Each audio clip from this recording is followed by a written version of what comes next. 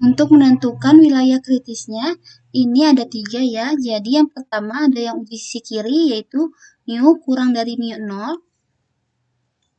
Di sini dibuat gambarnya.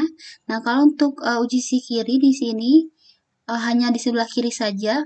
Bagian yang diarsir ini adalah bagian yang kesimpulannya atau keputusannya yaitu terima H1 atau tolak H0. Ini bagian yang diarsir ini adalah bagian tolak H0.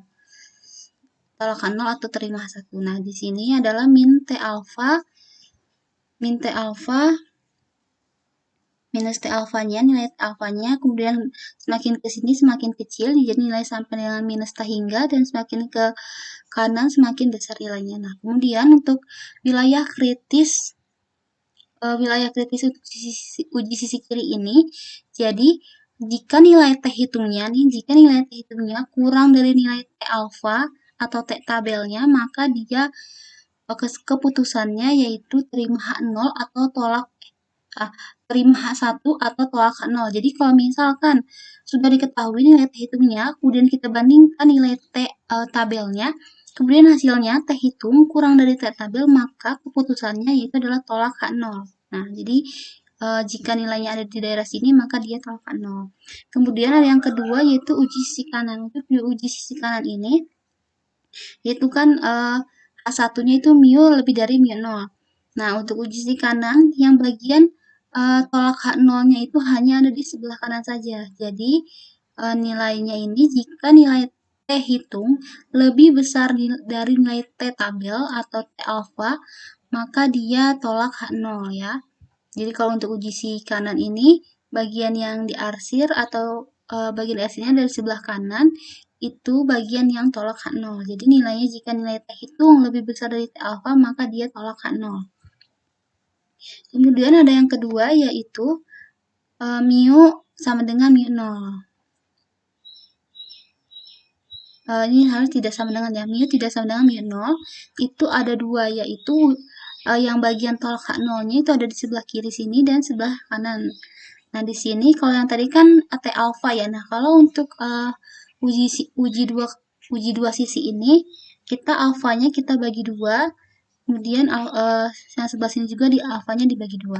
Jadi dia akan tolak H0 apabila nilai minus T hitungnya kurang dari minus T tabel atau nilai T hitungnya lebih besar dari nilai T tabel. Jadi jika nilai T hitung ada di daerah sini, maka dia tolak H0, atau misalkan T hitung ada di daerah sini, di daerah sini pun dia tolak H0 ya. Nah, seperti itu. Jadi tadi kita sudah hipotesis. Nah, sekarang untuk hipotesis nomor 1 ini, berarti untuk wilayah kritis nomor 1 ini, nah untuk wilayah kritis, nah di sini kita gunakan T alfa 0,05. Nah, di sini kan alfanya itu tadi yang kita gunakan 0,05, maka di sini T 0,05.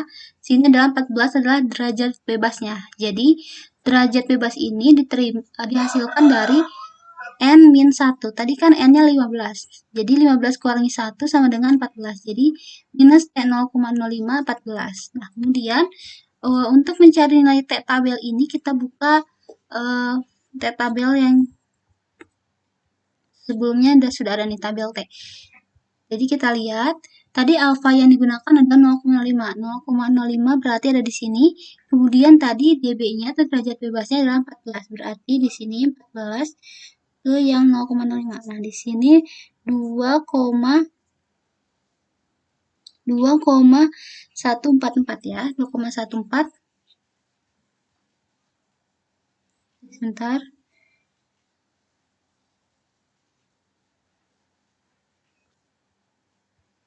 Nah, alfanya ini adalah yang ini ya. Kita lihatnya yang nilai yang di atas, 0,05 yang di atas nih. 0,05 kan ini 0,05. Kemudian 14 di sini 1,76. 1,76. Nah, berarti di sini karena dia uji sisi kiri berarti minus 1,76. Nah, tadi kita hasilkan minus 0,454. Nah, kita kemudian bandingkan minus 0,454 dengan minus 1,76. Berarti minus 0,454 ini lebih besar dari minus 1,76. Karena dia lebih besar, maka dia terima H0 ya. Karena kan berarti nilai minus 0,454 itu ada di sini kan? Nilai 0,45 minus 0,454 ini ada di daerah sini, sedangkan jika tolak 0 itu harus ada di daerah ini ya, di bagian sini. Karena dia ada di sebelah sini, berarti dia artinya dia terima H0. Gitu. Jadi untuk keputusannya, jadi kita bandingkan, jika dia nilainya berada di daerah sini, maka dia tolak H0. Jika hasilnya di sini, berarti dia terima H0. Karena nilai minus 0,45 ini lebih besar dari minus 1,76, maka dia terima H0, karena dia ada di sebelah sini. Atau bisa kita lihat juga berdasarkan nilai signifikannya. Nah, nilai signifikannya itu kita lihat di sini. Nah, di sini nilai signifikannya 0,657. Cara mengambil keputusan dengan signifikan gini. Untuk hipotesis satu arah, jika signifikannya kurang dari alfa, maka dia tolak H0. Jika signifikannya lebih dari alfa, dia terima H0. Kemudian untuk hipotesis dua arah, jika signifikannya kurang dari alfa bagi 2, berarti dia tolak H0. Jika signifikannya lebih dari alfa bagi 2, sama dengan terima H0. Nah, tadi yang kita dapat nilai signifikannya yaitu 0,657. Berarti 0,657 lebih besar dari kita, alfanya kan 0,05, berarti 0,657 lebih besar dari alfa atau lebih besar dari 0,05, maka dia terima 0. Nah, jadi keputusannya sudah benar. Tadi kan kita yang ini terima H0 ya, sudah benar terima H0.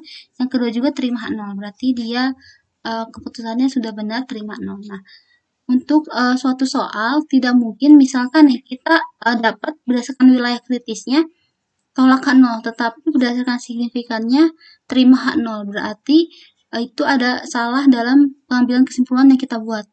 Jadi kita harus cek ulang sewaktu membuat keputusannya. Jadi kalau misalkan yang di atasnya terima H0, maka yang di bawah juga harus terima H0. Jadi dua-duanya mau dicek melalui wilayah kritis ataupun melalui dicek signifikan, itu harus sama keputusannya. Jadi tidak bisa berbeda. Jadi kalau misalkan yang atasnya terima H0, maka yang bawah juga harus terima H0 gitu. Kalau ada yang berbeda, berarti ada yang salah di antara keputusan yang dibuatnya. Nah, di sini kemudian keputusannya terima H0, karena dia keputusannya terima H0, artinya tidak terbukti bahwa nilai rata ujian statistik kurang dari 65. Jadi kan yang kita, karena dia menerima H0 atau menolak H1, artinya nilai ini tuh tidak terbukti bahwa nilai rata-rata ujian statistik kurang dari 65. Seperti itu ya. Jadi untuk penjelasannya, untuk hipotesis ini, langkah-langkahnya ini harus pertama membuat hipotesis terlebih dahulu, kemudian menentukan alfanya, kemudian menentukan nilai T hitungnya, setelah itu menentukan wilayah kritisnya. Jadi kalau untuk wilayah kritisnya itu kalian gambarkan dulu agar lebih jelas. Karena kalau misalnya langsung ini takutnya keliru, jadi bisa digambarkan dulu seperti tadi ya. Jadi kita buat gambar, kemudian kita tentukan nilai T tabelnya, itu berdasarkan tadi nilai tabel T ya. Kemudian setelah itu kita bandingkan. Nah, di sini nilai T hitung, di sini nilai T tabel. Nah, jadi untuk yang ini nilai T hitung, ini nilai T tabel. Jangan sampai kebalik ya. Jadi yang kita bandingkan T hitung bandingkan dengan T tabel, bukan T tabel dibandingkan dengan T hitung, tapi T hitung dulu, kemudian T tabel, seperti itu ya. Nah, kalau misalkan dia T hitungnya lebih besar, maka dia terima 0, tetapi jika T hitungnya lebih kecil atau kurang dari T tabel, maka dia tolak H0. Tapi untuk di soal ini dia karena lebih dari T tabel, maka dia terima H0, seperti itu. Jadi untuk penjelasan soal nomor 1 ini, kesimpulannya itu tidak terbukti bahwa nilai rata-rata ujian statistik kurang dari 65.